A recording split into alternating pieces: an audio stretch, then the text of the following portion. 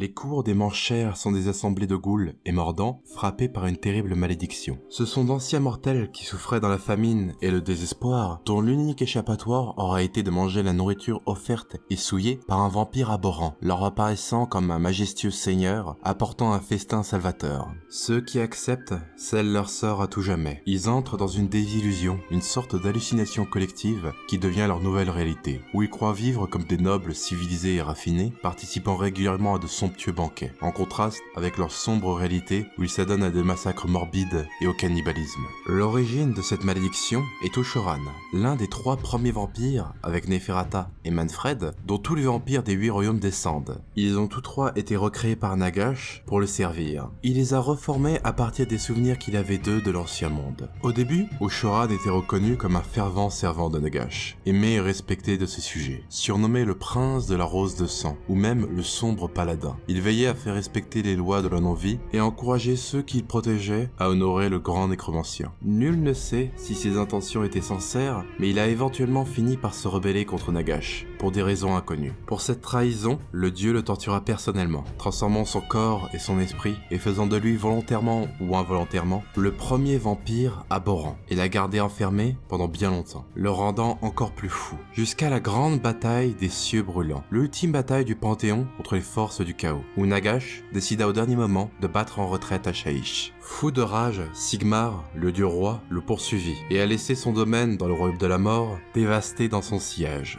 et a malheureusement par inadvertance libéré Ushoran de sa prison, qui commença très vite à propager sa folie, créant d'autres vampires abhorrents qui établiront eux-mêmes leur cour, et ce au début de l'âge du chaos, qui a apporté les conditions parfaites pour leur développement, car les royaumes étaient emplis d'innombrables mortels rendus désespérés et affamés par la dévastation des dieux sombres. Différentes cours avec différentes désillusions virent le jour. Le genre le plus connu étant celui de la parodie de noblesse chevaleresque, mais elles peuvent être assez variées et différentes selon les vampires abhorrents. Par exemple, la grande cour des cartilages se perçoit comme un ordre monastique pacifiste qui ont atteint l'harmonie spirituelle dans le royaume de Gur, ou encore la cour des peaux boursouflées, les restes d'un empire d'Akshi qui vénérait le soleil, Ish. Ils voient les membres de leur cour possédant des ailes comme des anges lumineux. Toutes ces illusions les empêchent de réaliser les atrocités qu'ils commettent, mais parfois ironiquement cela les mène à vraiment accomplir des actes de noblesse. Par exemple, lorsque la cité de Létis, Ashaïch, fut attaqués par des processions de hante-nuit, ils furent sauvés par une cour de Manchères,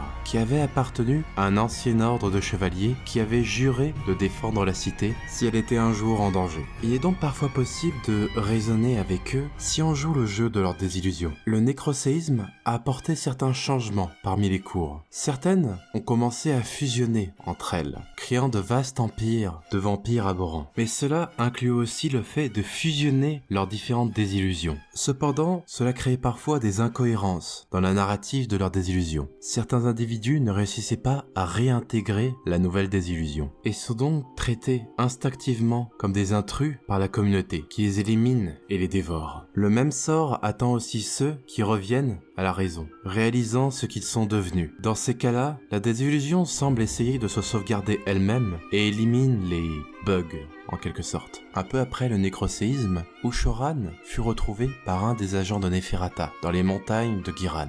Il se faisait appeler à présent le roi des charognes, ou le roi de l'été, et avait nommé son domaine la cour de l'été. Ushoran réaffirma sa fidélité et sa loyauté envers Nagash, avec un ton jubilant et sincère. Mais le grand nécromancien n'avait pas confiance en lui. Il décida de le sceller dans les montagnes, en attendant de savoir s'il pouvait lui trouver une utilité. Il lui a cependant accordé le titre de Mortarch, afin de le rendre plus malléable, et a laissé certains de ses diplomates dans sa cour pour pouvoir s'assurer qu'un jour il serve ses ambitions. Cependant, peu après, le rite de la vie d'Alariel créa un immense séisme de magie de Lévi, qui avait pour le but d'inverser les effets du nécroséisme. Cela a eu aussi pour effet d'affaiblir la barrière qui maintenait Ushoran et sa cour coupés des royaumes mortels.